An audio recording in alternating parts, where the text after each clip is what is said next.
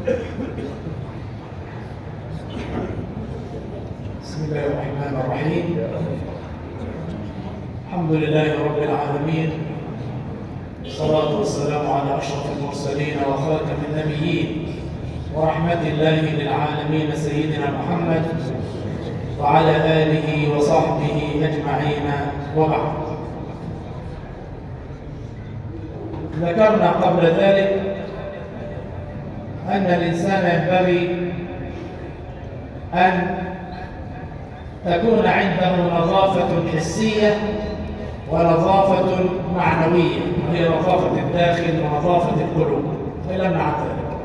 أما النظافة الحسية فهي تعني من خلال الإسلام أو من خلال العبادات الوضوء والغسل من الجنابة. الوضوء والغسل من الجنابة، وكلاهما موضوع مهم وموضوع خطير، لأنه بيترتب عليه عبادتك. فتخيل الإنسان مثلا بيتوضأ وهو دون أن يغسل رجليه، ما تنفعش صلاة، مش وضوء، وبدل الوضوء باطل يبقى الصلاة باطلة. تخيل الإنسان بيغتسل دون أن يطهر نفسه طهارة كاملة من الأماكن اللي فيها مثلا مواضع النجاسة، هذا لم يغتسل. إنسان بيغتسل دون أن يغسل رأسه، هذا لم يغتسل. إنسان بيغتسل دون أن يصل الماء إلى جميع أجزاء جسده، هذا لم يغتسل رجلا كان أو امرأة. فالموضوع ده مترتب عليه الصلاة اللي احنا بنصلوها كل يوم دي. تخيل انت لو بتتوضا مثلا من ساعة العصر وفضلت ماسك وضوءك للعشاء، هتصلي عصر والمغرب وعشاء وضوء واحد، يجوز؟ اه يجوز. طب تخيل بقى لو الوضوء ده غلط، يبقى انت لا صليت لا عصر ولا مغرب ولا عشاء بسبب الوضوء الغلط. طيب امتى نتوضا وامتى نغتسل؟ بنتوضا لحاجه اسمها النظافه من الحدث الاصغر اللي هو البول والغائط، اللي هو ان انا نتبول او نتبرز او يخرج من الانسان ريح، ده اسمه الحدث الاصغر. هذا الحدث الاصغر مثلا لو ان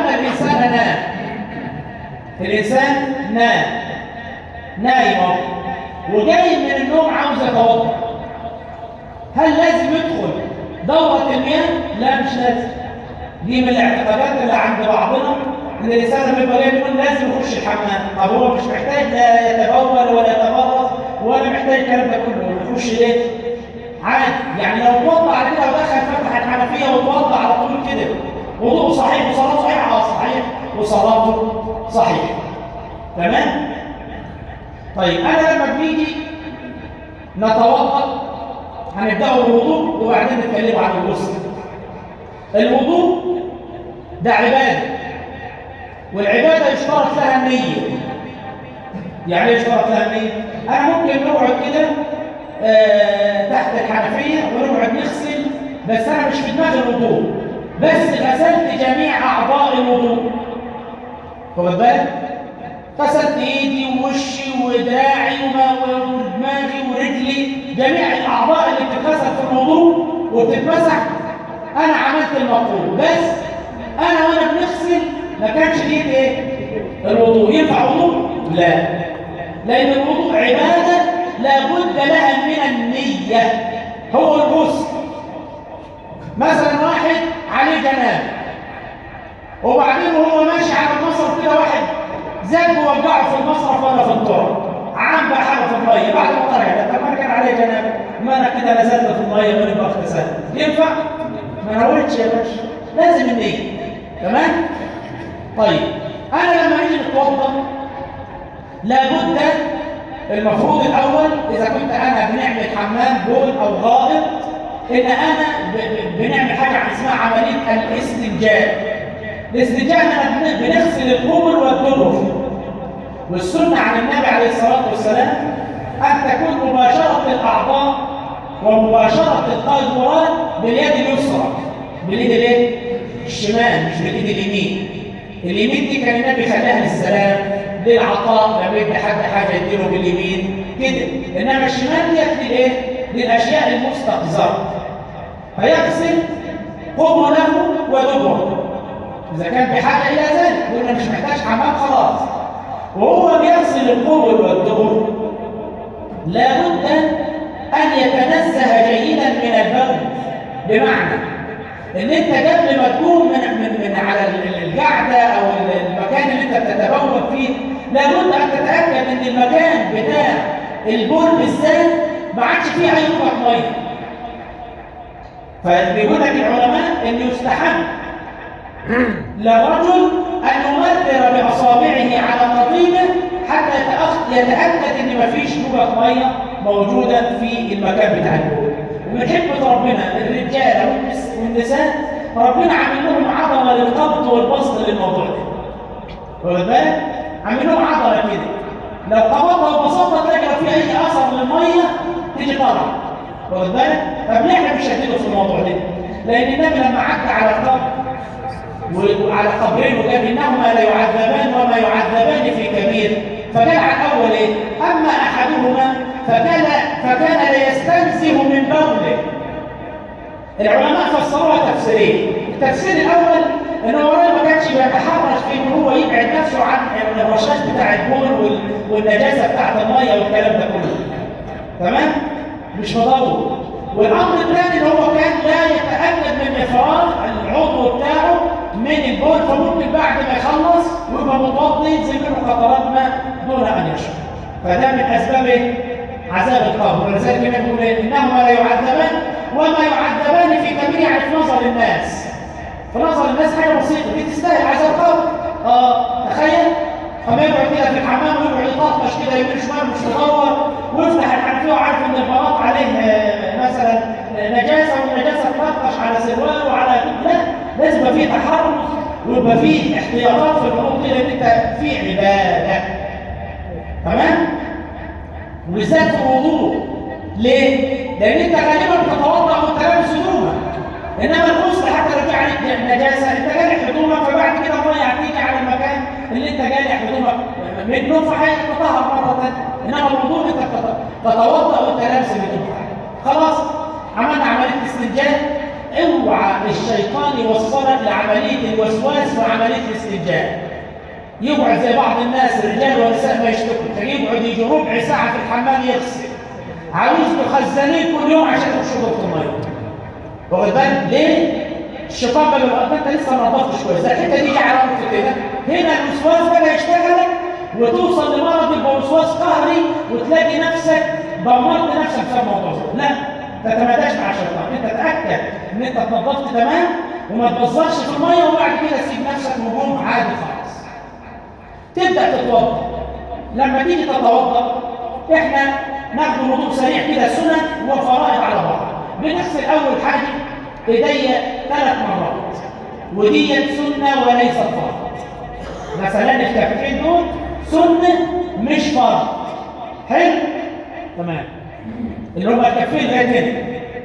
واذا كنت هنتوضا من معون مش من حنفيه يعني ولا من دش ولا من حاجات من دي الحديثه دي، يبقى نحاول ان انا نغسل ايدي قبل ما احط ايدي فين؟ في المعون. النبي اللي قال كده اذا قام احدكم من نوم فلا يغمس يده في الاناء حتى يغسله 3 فانه لا يدري اين باتت يده. تمام؟ يغسل ايده باي وسيله، يفضل بالحله شويه بحته فوطه ويعصوها على ايده، اي وسيله. المهم ده لو فرض يعني ان حد هيغسل من حاجات زي دي فما اظنش يعني نادرا يعني. طيب غسلنا ايدينا وبعد كده هيتمضمض. خلي بالك احنا متعودين بنعمل شويه ميه تمضمض تف مضمض تف 3 مرات وبعدين استنشق. لا، دي مش صح. الوارد عن النبي صلى الله عليه وسلم ان المضمضه والاستنشاق لكل مره غرفه واحده. يعني ايه؟ اهو حطيت ايدي خدت ميه نتمضمض نتف نستنشق بنفس الغرفه، ادي كده مره. ونستنشق يعني ايه؟ يعني نشفط الميه بمناخير وبعدين ننزلها. هذه مرة ثانية بنفس الايد، خدت شوية مضمض نزلت المية الاستنشاق الثالثه نفس الحكايه. تمام؟ شوفوا حاجات بسيطه خالص. ما هو النبي عليه الصلاه والسلام ابن عباس لما واحد بيساله بيقول له انت بتتوضا بقد ايه؟ قال له بمد. قال كبر وبكم تغتسل؟ قال بصاع. قال الصاع لا يكفيك. الصاع ده يعني لو قلنا مثلا ايه جلد صغير كده او جانب جلد صغير. قال لا يكفيني. قال بل كفى من هو خير منه. كفى رسول الله. ده بكفي ذلك. انما احنا متعودين على ايه؟ على البصمات والبهارات والطريق وجهه الشهر كله معاك وفاتوره جايه غاليه. ما تلم الضوء. خلي عندك فرشيد في الاستهلاك. هذه من عند ربنا. والنبي اللي قال للراجل لا تسرف ولو كنت على نهر جاري. تمام؟ اتمضمض استنشقت وبعدين تغسل شعري من منبت الشعر المعتاد الى اسفل الذقن ومن صراخ الاذن لصراخ دي حدود غسل الوجه. منبت الشعر المعتاد يعني المكان المعتاد يطلع منه الشعر في واحد اصلع من شعره من هنا نقول هات وشك من هنا.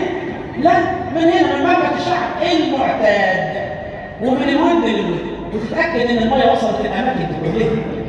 ماشي؟ واللي ليه لحيه يتاكد ان الميه وصلت لجلد وشه. وبعد كده تغسل ايدك. وانت بتغسل ايدك تبدا منين؟ تبدا من صوابعك. دي خطا برضه الناس بتعمله. لما يجي يتوضا من اول هنا. ما انا غاسل ايدي قبل كده. لا، احنا قلنا الغسيل ده سنه. اما تيجي تغسل ايدك بقى في الفرد اللي هو الدراع كده هتغسل من اول صوابعك لغايه الكوعين دول اللي هم اسمهم المرفقين في الشعر. وايديكم الى الايه؟ المرفق. 3 مرات بالسهوله كده. الناس اللي راحت حجت في ناس في ناس اتوضت في جامع نمره بغطرين كده بتوع الجزازه مش حمام ولا حاجه نقط وعاوز يغسل يتوضا ولو راح قدامه 3-4 ساعات على ما يروح. حصلت معايا انا نفسي اتوضيت بغطرين كده. تخيل بس كده مش مشكله. احنا بقى الواحد يقعد حاطط دراعه نص ساعه تحت وعمال يلف حوالين دراعه تقولش كان منظف كرشه. ايه يا عم مش كده. خلي ما تخليش الوسواس احيانا وساعات الوسواس يبقى بيغسل في دراعه كده يقول له ايه؟ ده انت نسيت وشك. لما يجي لك بقى يقول لك كده ما ترجعش لان مره هيرجعك وانت بتغسل في رجليك والمفروض تخلص يجيبك من الاول خالص. انا بركز على موضوع الوسواس لانه موضوع في غايه الخطوره برضه بالذات في النظافه والطهاره والحاجات دي. وبعدين غسلت دراع اليمين غسلت دراع الشمال. حاول وانت بتغسل تزود سنه لان النبي علمنا الاماكن الزايده دي هتنور امتى؟ يوم القيامه. اذا كان انت حدودك هنا زودت كمان شويه صغيرين كل الاماكن دي هتنور. وبعد كده نمسح دماغي مره واحده. يعني مره واحده بنبل ايدي ميه ونمسح مره كده لورا ونرجعها لقدام بس. ونبل صوابعي ونمسح ودني مره واحده. احنا متعودين نقعد نمسح في راسي 3-4 مرات وفي ودني 5-6 مرات. لا، مره للدماغ ومره للودن بس. تمام؟ وما فيش مسحه تانيه. وبعد كده نغسل رجلي لغايه العظمتين البارزتين في القدم. تمام؟ ونخلي الاصابع نغسل اليمين نغسل الشمال ونركز ان الماء تصل للعقب اللي النبي قال ويل للاعقاب من الاعقاب اللي هي الحته اللي ورا دي الرجل اللي ورا دي اللي بعض الناس من الاستعجال تلاقيه مستعجل كده سامع اتصرف الميكروفون وعاوز يخلص بسرعه فيجي تلاقيه ياثر على ايه؟ على الوضوء. لا، بالراحه. لما حد شغل التشهد احسن ما صلاتك معانا تبوظ. بالراحه كده وتوضى صح. ده كده الوضوء. انت كده اتوضيت وازلت الحدث الاصغر عنك. فاضل بقى الموضوع المهم وهو الغسل ان شاء الله نتعرف عليه في اللقاء القادم بمشيئه الله تعالى. واعتذر عن